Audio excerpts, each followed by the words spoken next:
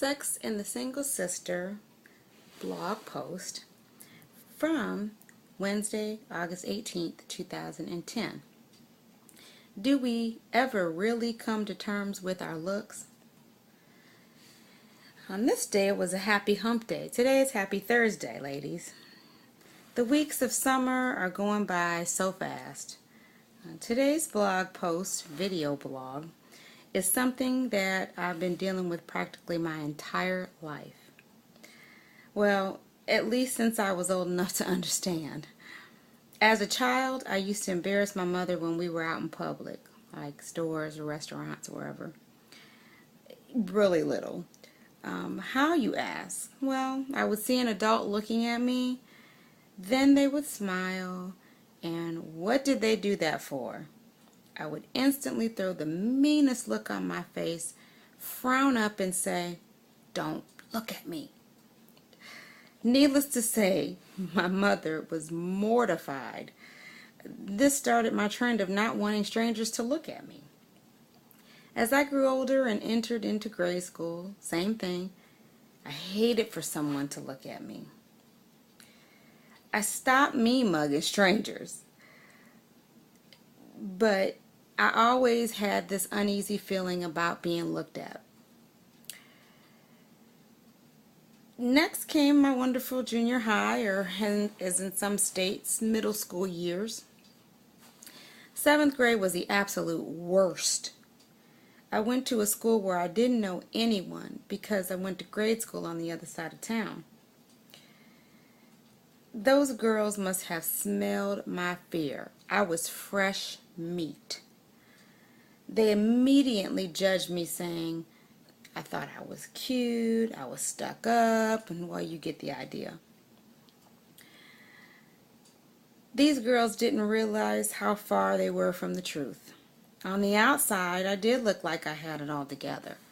I dressed nice, I had the latest fashions, I had long hair, all that.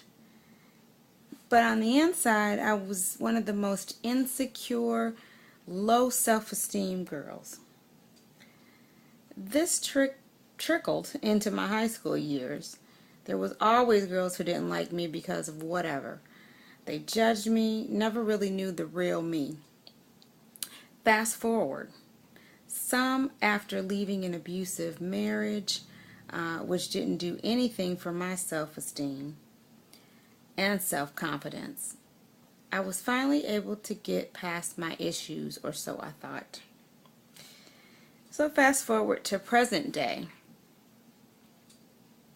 I thought at 40, now at 42, I had come to terms with my looks, realizing that I will never be perfect and my body will never look the way it did 20 years ago, at least not until I can afford cosmetic surgery.